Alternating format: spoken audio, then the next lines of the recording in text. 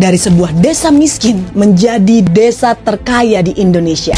Ialah Desa Ponggok di Klaten. Sosok dari kesuksesan Desa Ponggok adalah Pak Junaidi Mulyono, Kades Desa Ponggok. Jadi 2006 suasananya memang jauh berbeda dengan tadi tayangan yang kita lihat. Masih sepi. Nggak ada orang datang ke Ponggok. Sekarang ramai banget ya. Sekarang macet Sabtu Minggu. Beliau berhasil mengubah pendapatan desa yang tadinya hanya 80 juta per tahun menjadi 14 miliar per tahun. Apa yang dilakukan Pak Junaidi Mulyono yang bisa diterapkan di seluruh Indonesia? Untuk menggali potensi desa, Pak Junaidi Mulyono memanggil akademisi dan juga mahasiswa, bukan artis, bukan influencer, untuk melihat potensi apa yang sebenarnya Desa Ponggok punya yang bisa menjadi daya tarik untuk wisatawan. Setelah dipelajari dan terinspirasi oleh Bunaken di Manado, Pak Junaidi Mulyono membuat taman air yang indah di bawah air Ponggok.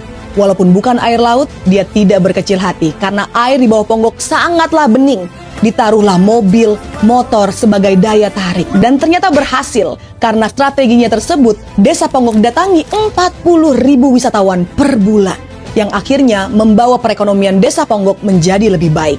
Karena gebrakan spektakulernya, restoran, hotel, penyewaan mobil, semuanya laku keras. Bukan cuma dari segi pariwisata, tapi Pak Junaidi Mulyono juga menggalakkan satu rumah satu empang untuk diisi ikan nila. Beliau mengubah sungai yang penuh sampah menjadi tambak ikan nila.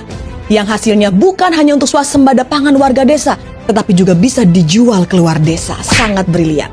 Dengan melihat kesuksesan Pak Junaidi Mulyono, Menteri Keuangan Sri Mulyani sampai datang ke Ponggok dan berselfie bersama. Bayangkan jika hal tersebut bisa diduplikasi di seluruh Indonesia, jika banyak kades cerdas seperti Pak Junaidi Mulyono. Beliau jujur dan peduli terhadap kemajuan desanya. Ternyata, impact dari sektor pariwisata sangatlah besar untuk perekonomian suatu daerah. Selain itu, pariwisata juga membuat lingkungan sekitar menjadi lebih bersih, tertata, dan pariwisata meningkatkan kepedulian akan kelestarian lingkungan. Desa Ponggok adalah sebuah contoh dari kesuksesan pariwisata. Dan itu hanya pariwisata domestik. Bayangkan, jika di seluruh Indonesia menduplikasi hal yang sama, bukan cuma turis domestik yang datang, tapi juga turis dari mancanegara. Berapa banyak devisa yang bisa kita dapatkan jika pariwisata kita maju, kita tidak perlu lagi menggantungkan diri pada sumber daya alam. Desa Ponggok adalah cerminan potensi dari Indonesia, bukan Konoha.